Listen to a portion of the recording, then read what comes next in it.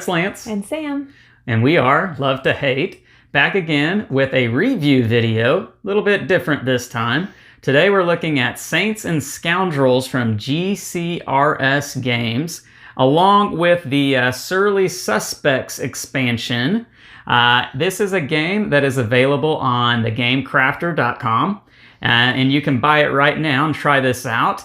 This is a bluffing game in which you play as a detective, a gumshoe, trying to find a sinister murderer out there. And in order to do so, you have to play cards, bluffing and lying your way through, trying to fool the other detectives at the table into having the best cards to get to the end of the line first. Let's take a look at it on the table real quick. All right, so I have Saints and Scoundrels on the table, and as I've already mentioned, this is a game about being a detective trying to track down a serial killer.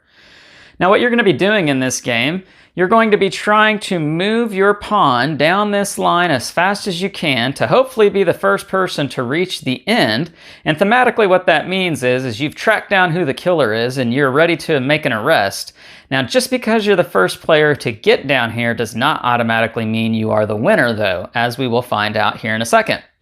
Everyone will have a pawn, as well as a player aid. The player aids show you a female detective on one side and a male detective on the other side. They also explain all the cards in the game. They also tell you how many cards of each kind there are in the game. And so this is a very helpful player aid. Now, everybody will also be dealt 2 Saints and Scoundrel cards. So let's take a look at what these cards might look like. They might say something like the Analyst, as you can see here at this card on the left. There's also likely to be a colored border on the bottom left part of the card, if not more than one colored border. And then also it tells you what this card might do. As you can see, this card says move 3 spaces. While the Saboteur says that they block the Analyst. And so the Saboteur here would keep the Analyst from working. Now, how this works is when it's your turn, you take your 2 cards and you choose one to play face down if you want to claim it to be something. And so, for instance, I might take my Analyst and play it face down and say, I have an Analyst. And now everybody at the table, not necessarily in player order, just in any order of anybody who wants to be brave enough to challenge, could say, nah, I don't believe you. I don't think you're playing an Analyst. I think you're lying. And at that point, I would then either choose to reveal my card to show that I wasn't lying, or I would simply say, yes, I was lying and you caught me. And so in the event that I am telling the truth and I show, yes, I have an Analyst, then I'm going to get to move 3 spaces as my card allows me to do so. And I would go 1, 2, 3. And then I would also then get to make the choice as a bonus because I was telling the truth and someone challenged me and they failed in their challenge. I could either make them move back 1 space or I could move myself 1 space further along. Now that's kind of how that works. If I had been lying though, and let's say I didn't play the Analyst and said I played a Saboteur and claimed that it was an Analyst or anything else, and I got caught in the lie, then I would not get to move, and instead my opponent could move themselves 1 space further, or they could say, I want to move you back a space. And that's kind of how that works. Now, if you ever get moved back here, you are not able to, that player is not able to be challenged. So, because you can't move any further back. So, you cannot be challenged on anything when you are on that last space there. Now, not only can you be challenged, but as we said, the Analyst, if I played it face down, can be blocked by the Saboteur. And so if somebody else didn't want to challenge, but they wanted to rather play a card themselves, they could say, well, I am blocking your Analyst with my Saboteur. Whereupon then I could challenge them if I thought they were lying or not. And you can see here that there are 3 different types of combinations here where this works. You could play a Witness and a Thug would block a Witness. You've got the Analyst and the Saboteur. You also have the Informant, who moves you 4 spaces, but the Informant can be blocked by the Hitman. There are also Madman and Grifter cards, which are, the Grifter is the most common card in the deck that simply do nothing at all. And those are the different types of cards. If I were to challenge that person and found out that they were telling the truth, then I lost the challenge, and it's the same choices again. The person who wins the challenge can move themselves forward 1 space or move the other person back 1 space.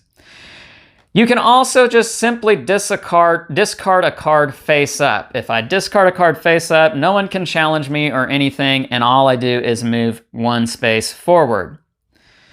If I ever move onto a yellow space here, I am going to then draw one of these East Side Strangler cards.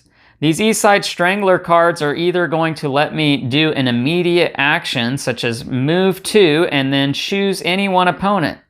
You may move them back 2 spaces, but you must draw 1 Dr. Xyko card, which we will come back to Dr. Xyko here in a second. Or they are cards that I am allowed to keep until I use them at a later point in the game. So some special abilities on these East Side Strangler cards. There's one other thing that I might do on my turn that involves these color borders here. I could play both my cards, claiming that I have a Dr. Xyko combo. Now, I don't have to be telling the truth on this, although it does help to tell the truth. A combo is when you have 2 cards that have the same colored borders on the bottom right or bottom left here. So for instance, I have 2 yellow cards, and I would play these face down and I would say I have a Dr. Xyko yellow combo. Now, regardless of whether I'm telling the truth or not, or if anyone challenges me or not, I have to draw 2 of these Dr. Xyko cards. So I will take 2, and as these cards say, do not look, keep face down until the end of the game. So I don't know what's on these cards. Now, at that point, anyone at the table could challenge me, say, no, I think you're lying. I would then have to show the cards. If I am lying, the penalty is that I have to draw another Dr. Xyko card. If I was telling the truth, then the other player has to draw a Dr. Xyko card. Either way, if I succeed in the playing of the Dr. Xyko combo, my reward is that I get to move forward 7 spaces, which is a huge chunk on this board here, as you guys can see. This is set up for a 2 to 4 player game, and there are 24 spaces, so 7 is quite a bit. Now, these Dr. Xyko cards are very interesting cards because there are going to be one of 3 things on these cards. You're either going to find Dr. Xyko's face, which is not a good thing, or you're going to find nothing, which is a very good thing. Now, half of the cards are nothing, and almost half of the other half are the single faces. There are 2 cards in the deck that have double Dr. Xyko faces. Now, the reason why these cards are in the game and Dr. Xyko is even a thing in this game is because at the end of the game, when someone gets down to the end here, that will mark the end of the game, and then everybody will reveal their Dr. Xyko cards. If you have 3 or more Dr. Xyko faces, you have gone insane and you are eliminated from the game. You cannot win. The person who's furthest along this line without having gone insane is going to be the winner. Now, there is a Surly Suspects expansion in this game, and how this works is you're going to take this deck, shuffle it up, draw 1, place it at the end of the line here, and the player who makes it all the way to the end and has figured out who the killer is gets to reveal this card, and this card's going to tell you, and the killer is the surgeon.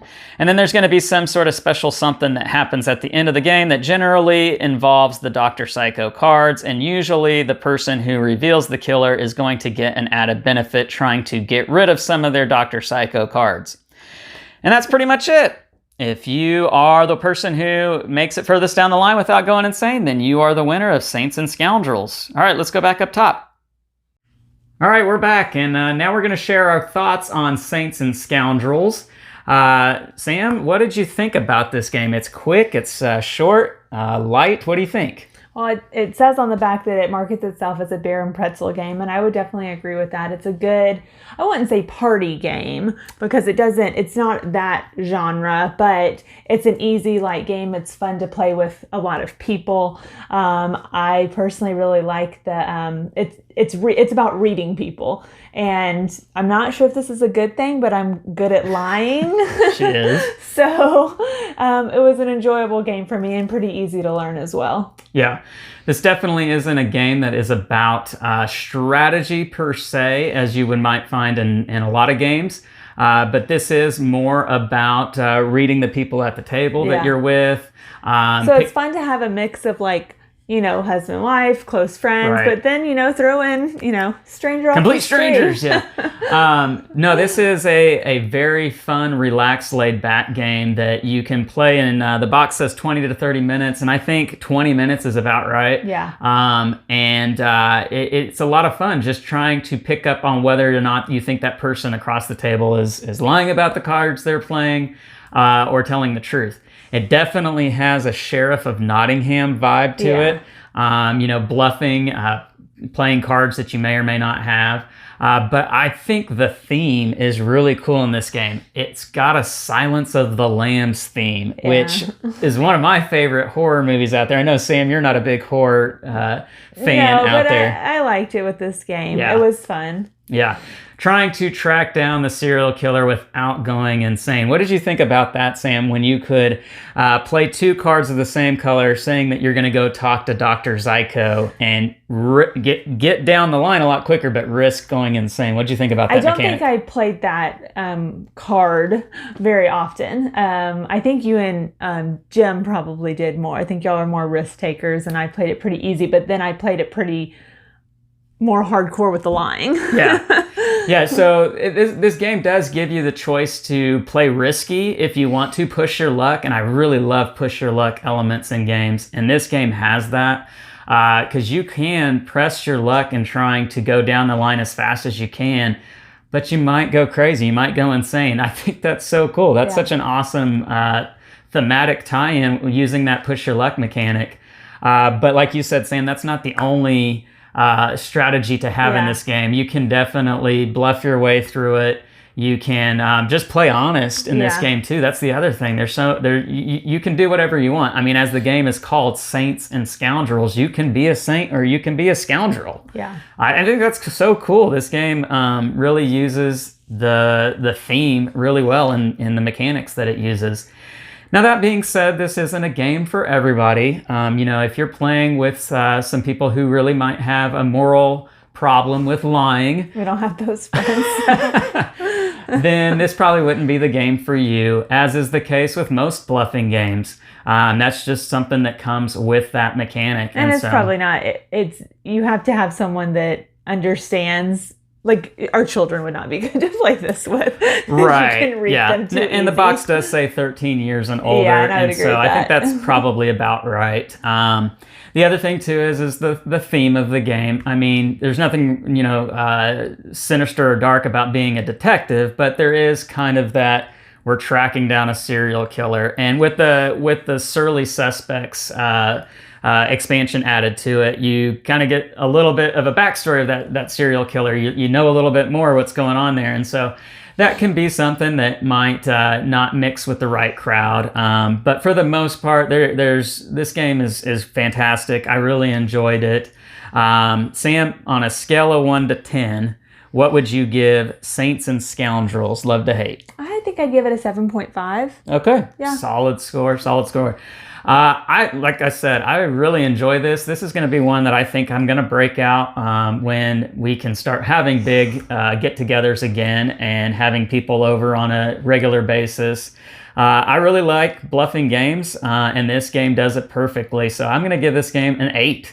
8 flat, and I really enjoy it, and I'm like I said, I'm going to break it out as much as I can. So, Sam, is this a game that you would recommend playing with non-gamers? I do. I think it doesn't really matter whether gamer or non-gamer, but I think it matters more just what type of personality. You have to have the right personalities at the table. One of the friends that we played with is really probably more of a non-gamer than I am, and I think she ended up winning. I'm pretty sure she did, yeah. And she really enjoyed the game too. So definitely you need to judge the personalities, but it's good for everybody.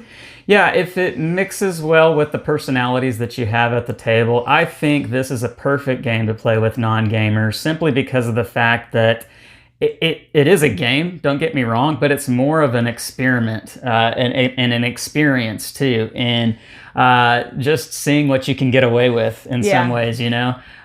So there is a game to it, don't get me wrong, but it's definitely lighter on the game and more on the experience, and that's why I think it would probably work real well with people who might not be gamers or new gamers at that. So all right, there you have it. That's Saints and Scoundrels with the Surly Suspects expansion from GCRS Games. Check them out on the Game Crafter.